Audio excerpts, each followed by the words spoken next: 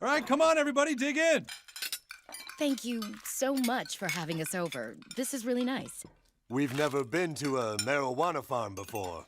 Well, you know, with our boys starting to become so close, we thought we'd better get the families together. If they're friends, then we need to be friends, huh? Do you mind if I post this? Check out our friends.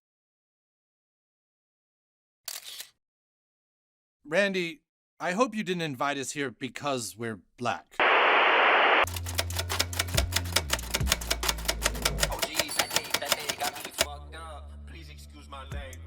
Growing up, my family was the definition of a Disney family. We watched all the movies, knew all the songs.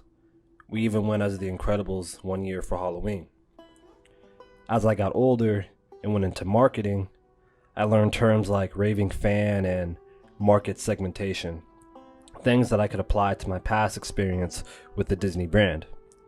As it turns out, Disney would like to think it's a master of marketing and knows exactly who their main consumers are. Normies. Although years of commercials, social media ads, and influencer marketing leaves the average consumer numb to traditional tactics.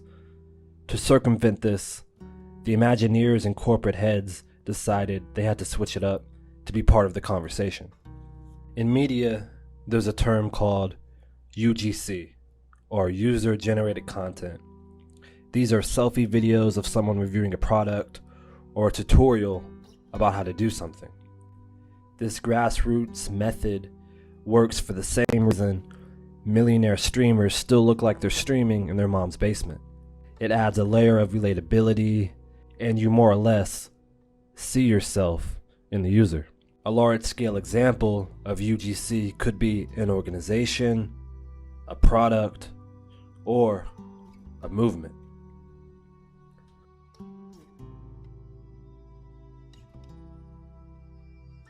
Malcolm X said, "Whenever you get on the bus, or the subway, or the streetcar, and you have to use a token, that token is not the real thing, but it is a substitute for the real thing. And whenever you have a token, you have a substitute." Tokenism is basically the practice of doing something, such as hiring someone from a minority group solely to escape criticism, whether that's criticism of the workplace or of the work in and of itself. You're there to fill a quota, to be a prop, to meet the moment and sell tickets. Like when your mom forces you to hang out with your little brother, so you give him the controller that's not plugged in. He's sitting there, having the time of his life, completely unaware that he is to be seen and not heard, for he has no control. My favorite superhero as a kid was Static Shock. I thought he looked dope with his hair, his powers were tight, and let's be real, he looked like me. But what kept you engaged was that it was actually a good show. The writers did the work to create a cohesive narrative that was both entertaining and relatable, not taking an already established character and injecting melanin. They would have you believe that generations that grew up with Morgan Freeman, Whoopi Goldberg, Eddie Murphy, Denzel, Will Smith, Michael Jordan, and Wesley Snipes all of a sudden decided they could no longer stand to see black people take center in entertainment. Simultaneously, they all decided that the only way to combat this newfound bigotry was to race swap popular white characters instead of what they've been doing all along, creating compelling black characters. That's the Black Falcon there, I tell you. Nah, that's Captain America. Their grandparents were the children of slaves. For them, America has crossed a rampart from which no retreat is possible.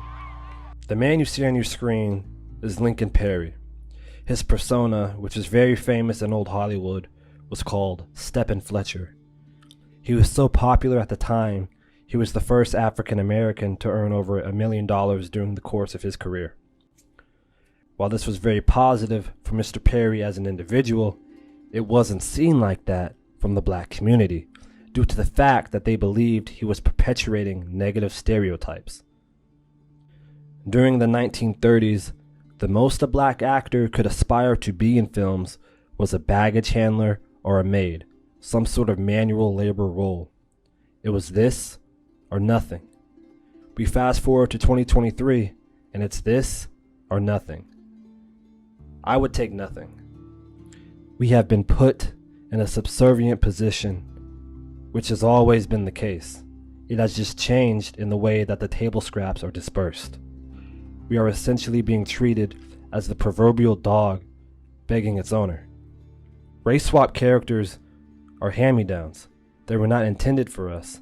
They were sides or afterthoughts, because simply coloring someone a different skin tone generates you black dollars. Rewriting history to fit an agenda is wrong. Race swapping when it's convenient, while at the same time firing thousands of black and brown employees, is wrong. The real currency in 2023 is authenticity. People can smell a gimmick and will call it out.